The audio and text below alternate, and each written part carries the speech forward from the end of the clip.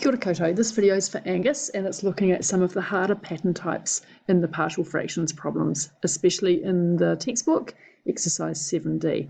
What I've done here is I've pulled 3 examples and I'm going to first of all look at the structure of the fractions that we're going to set up, and then we'll do the nuts and bolts of finding the coefficients. So our goal when we do these is to get the fractions that we split into as simple as we possibly can, and especially we try to get the numerator as simple as we can. That's because often the reason that we're doing this partial fractions work is not just for the sake of doing the partial fractions, but it's so that we can go on and do some integration. We're doing these early in the year, so we haven't done that integration part yet. But once we do the integration, it'll make a bit more sense why we're spending so much time trying to split these fractions up. So for each of these, we're going to first of all look at how we can do the split up. So looking at the factors in the denominator on this first one, we see that we've got an x minus 2, and then we've got an x squared plus 4. Now we can't factorize out that x squared plus 4, so that's as good as it's going to get. I'm just going to change the stylus, make it a little bit thinner. Okay, so we've got x squared plus 4 here. We're aiming to get to a linear thing in the numerator. So to do that, we're going to put just a constant here, and we're going to put a bx plus c here. Now the reason that we're doing that is that when we put the fractions back together, we're going to cross multiply, and we're going to have this is equal to a times x squared plus 4 plus x minus 2 times bx plus c. When we do that cross multiplying, we're going to generate a term here, which is an ax squared term, and we're going to have a bx squared term thing here. So that's why we need to have that pattern of a constant plus a linear term. Now you'll see that when I go and do the numbers, but really the only way that I got the hang of that was by just doing a whole ton of mixed up examples. Let's look now at the next one, which is a little bit different because I've got an x plus 2 here, and I've got an x minus 1 squared thing here. So I could split it into just 2 fractions, an x plus 2 and an x minus 1 squared.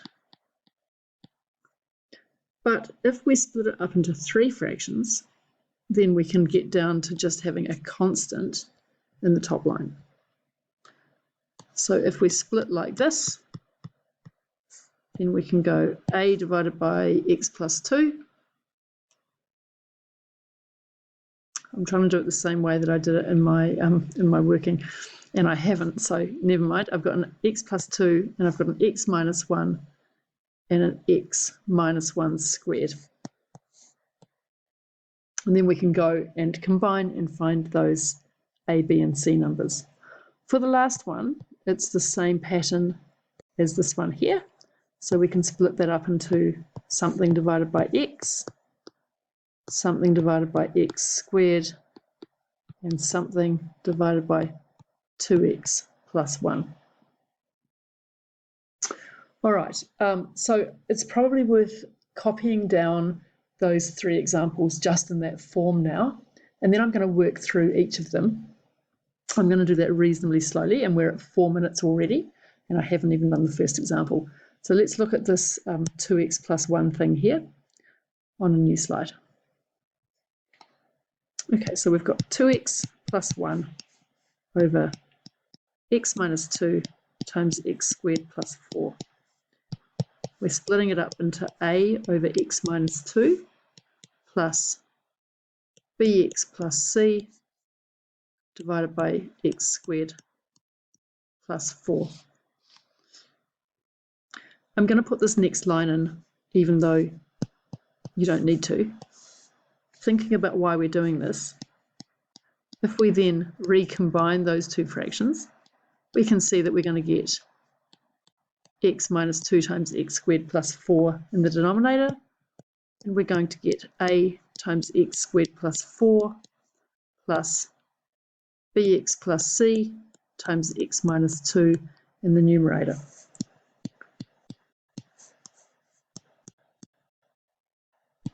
So I guess that's just showing us why this is going to work.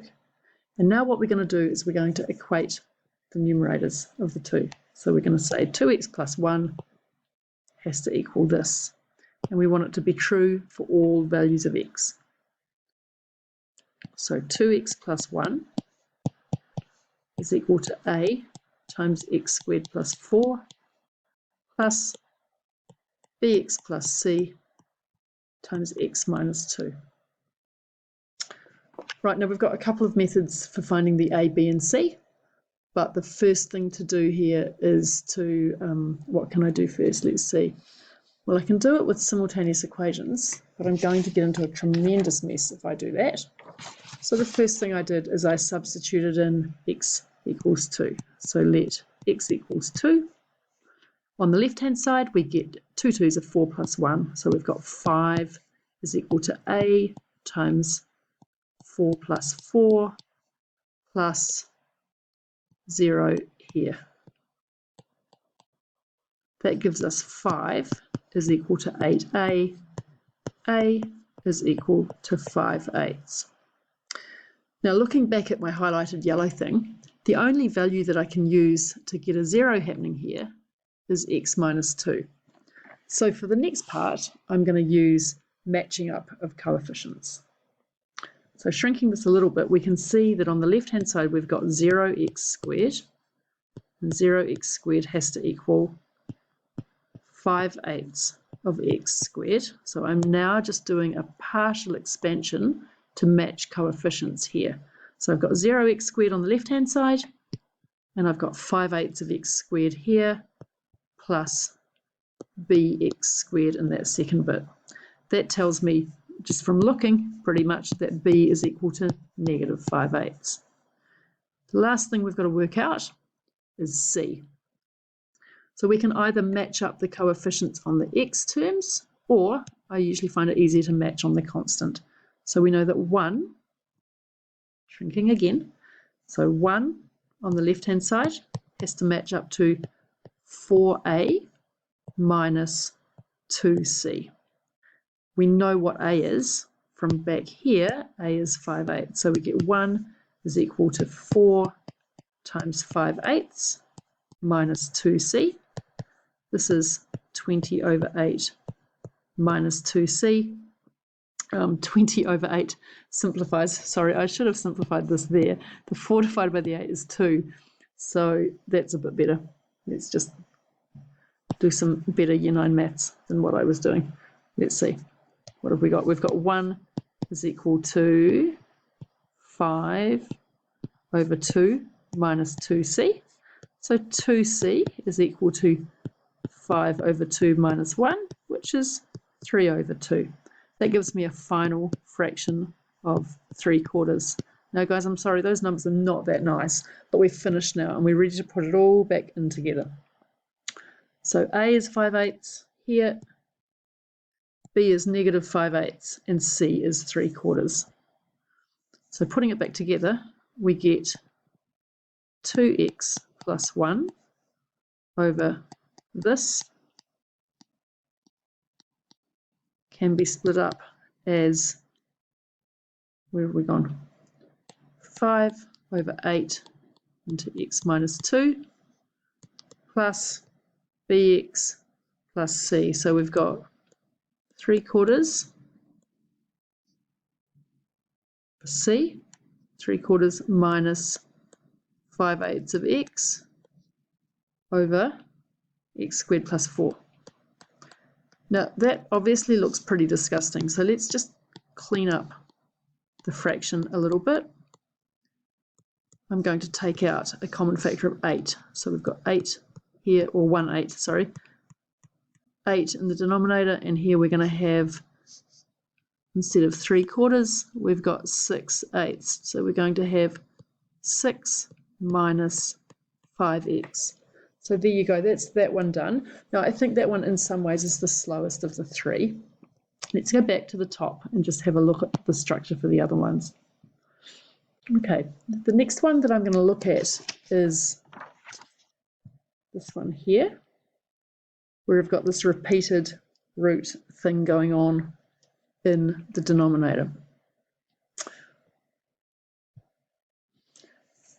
So we've got 5 minus 2x, and we've got x minus 1 squared times x plus 2.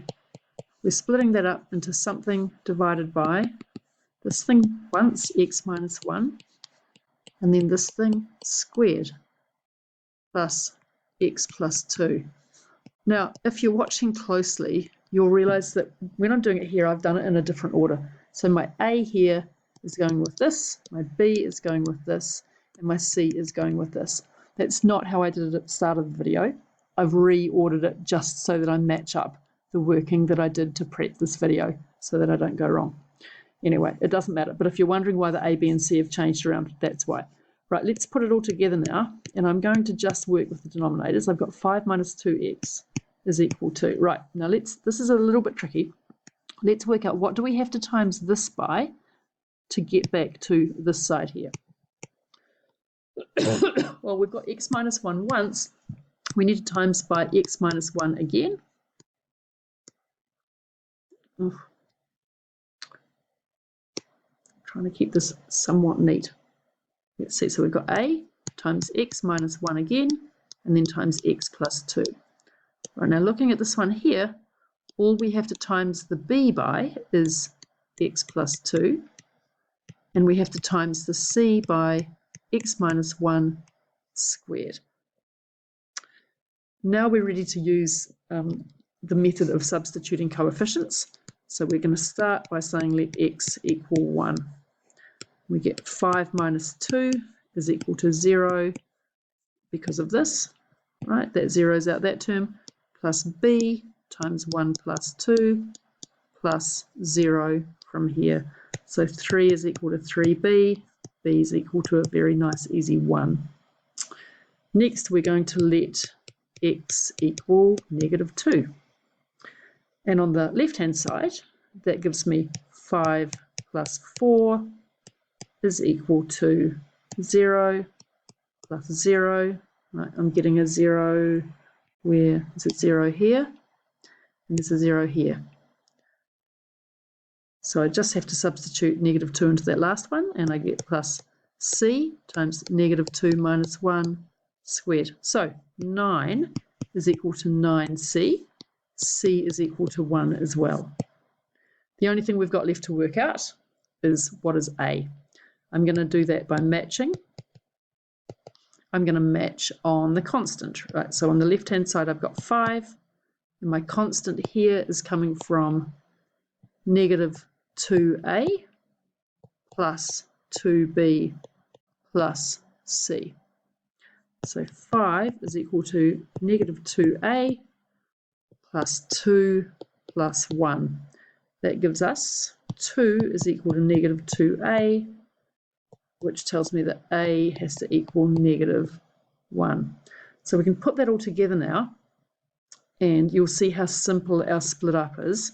So I'm just going to put a star. We get star is equal to negative 1 over 1 minus x plus 1 over x minus 1 squared, what was c, plus 1 over x plus 2. So a big tick there. It would look slightly nicer if we wrote it as 1 over x minus 1. I don't know why I've put it over as 1 over, hang on. No, you know what, I've made a mistake. So no one email me and tell me I've made a mistake. I'm going to fix it now. This is negative 1 over x minus 1. X minus 1 in there. And that means that I'm going to fix up that last bit. Right, sorry about that. And so this is equal to 1 over 1 minus x plus 1 over x minus 1 squared plus 1 over x plus 2. So there you go. Look, I've run out of time to do that third one. Angus, I hope that helped. And we are going to go over some of these in class because I realise I've left you guys to basically self-teach from my YouTubes, and it's time for me to kind of clean up the mess. Thanks very much, and I will see you guys tomorrow.